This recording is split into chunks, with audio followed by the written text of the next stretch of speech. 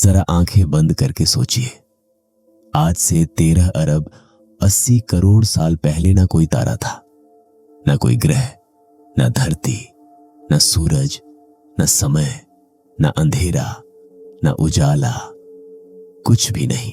और फिर एक पल ऐसा आया जिसने सब कुछ बदल दिया।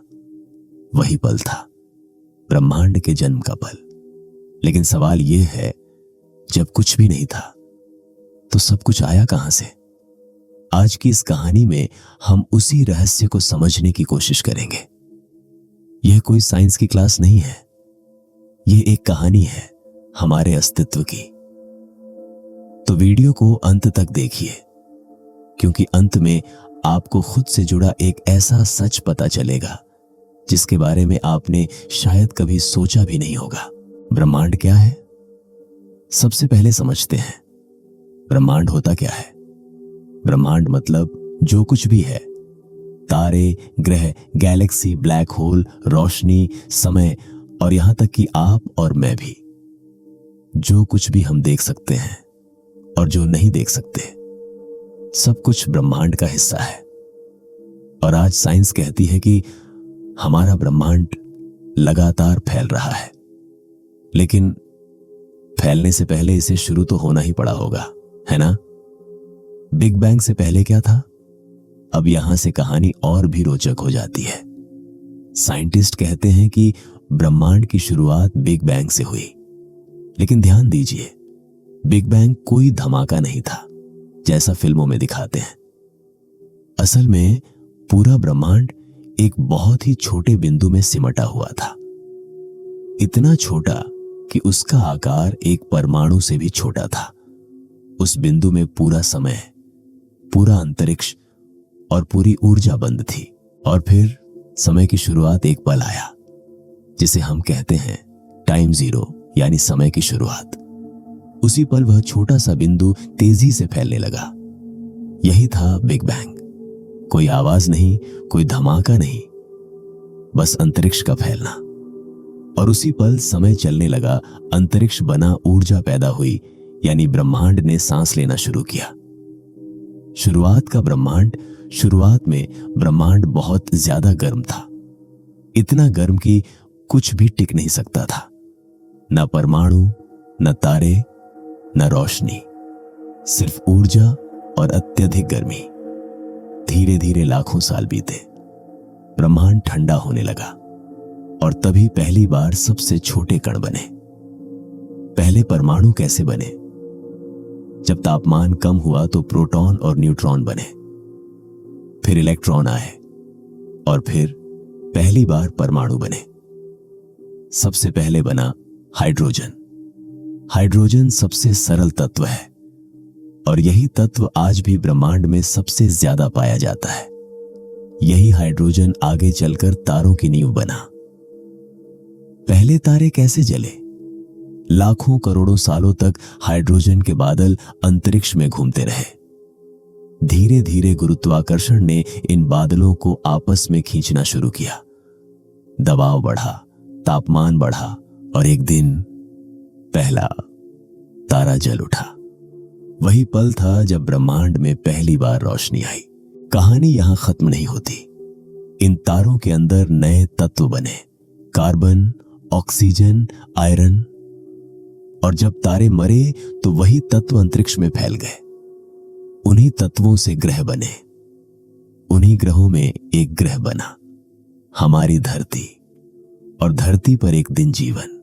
Part 1 and. सोचिए, आपके शरीर का हर कण कभी किसी तारे के अंदर बना था, यानी हम सब स्टार डस्ट हैं। लेकिन सवाल अभी बाकी है, गैलेक्सी कैसे बनी?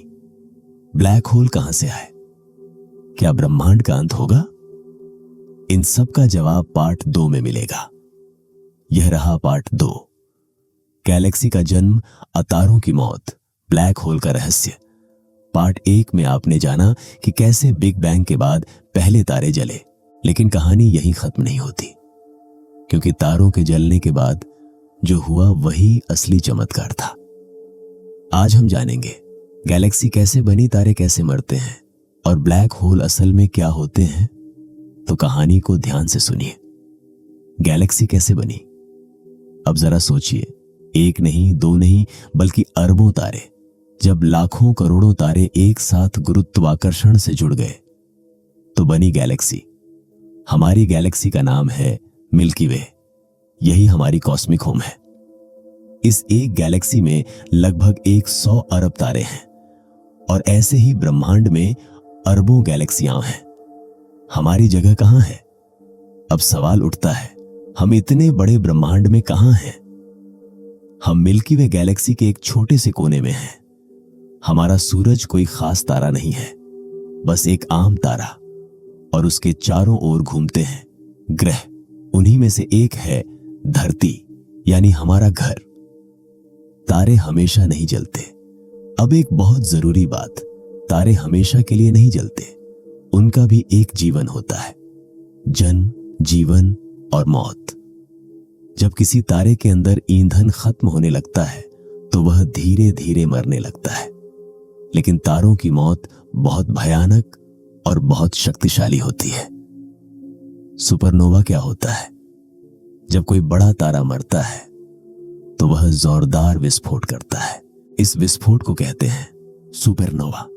एक पल के लिए वह तारा पूरी गैलेक्सी से ज्यादा चमकदार हो जाता है और फिर वह फट जाता है। इस विस्फोट में नए तत्व पूरे अंतरिक्ष में फैल जाते हैं। यही तत्व आगे चलकर नए ग्रह और नया जीवन बनाते हैं। ब्लैक होल का जन्म, लेकिन कहानी और भी रहस्यमयी हो जाती है जब तारा बहुत ज्यादा बड़ा हो। ऐसे तारे की मौत के बाद बचता है ब्लैक होल। ब्लैक होल इतना ताकतवर होता है कि उसकी ग्रेविटी से रोशनी भी बच नहीं पाती। जो पास गया वो वापस नहीं आया। क्या ब्लैक होल खतरनाक हैं? अक्सर लोग सोचते हैं, क्या ब्लैक होल धरती को निगल लेगा?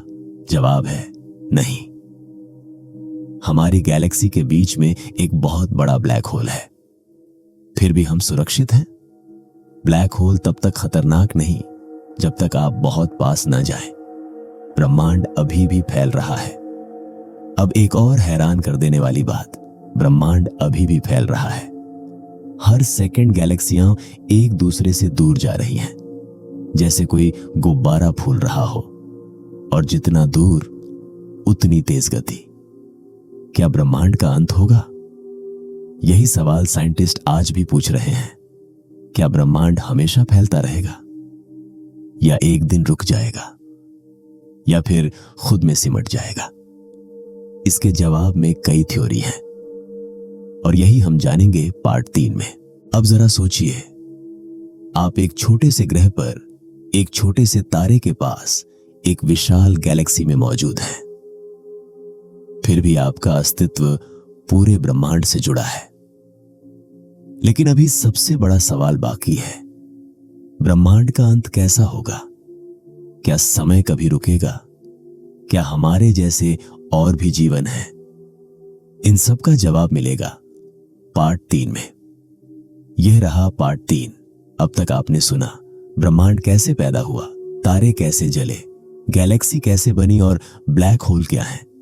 लेकिन अब हम उस हिस्से में आ गए हैं जहां साइंस भी थोड़ा रुक जाती है, क्योंकि अब हम बात करेंगे उस चीज की जो दिखाई नहीं देती लेकिन पूरे ब्रह्मांड को थामे हुए है।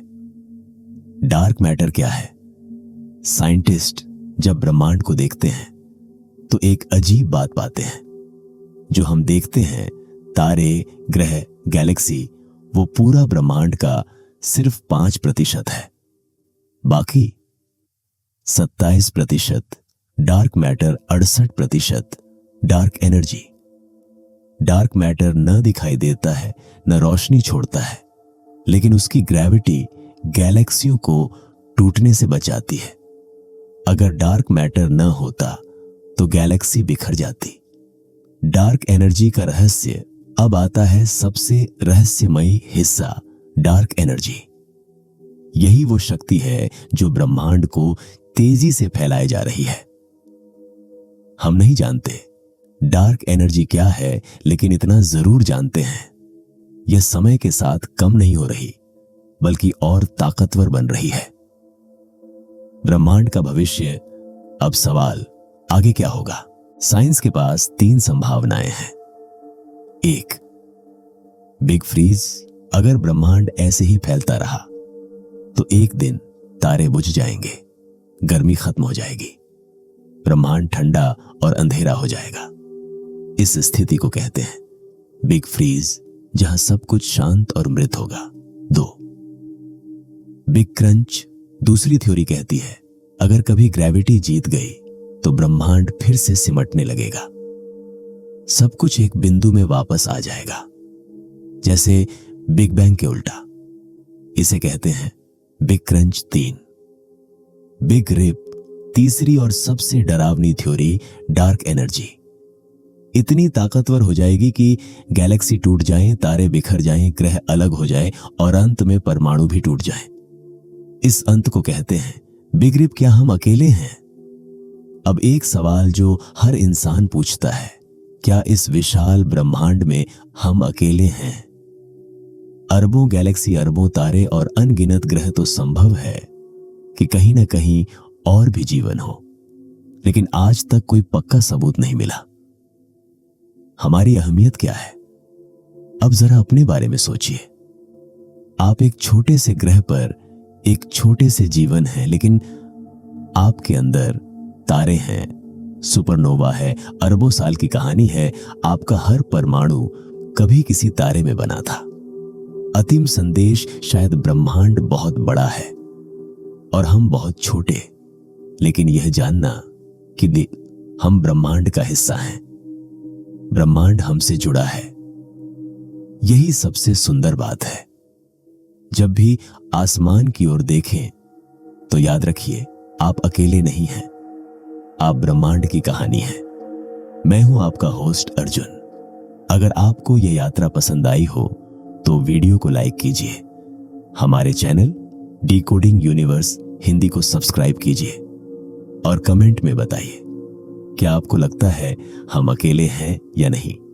मिलते हैं अगली कॉस्मिक कहानी में। धन्यवाद।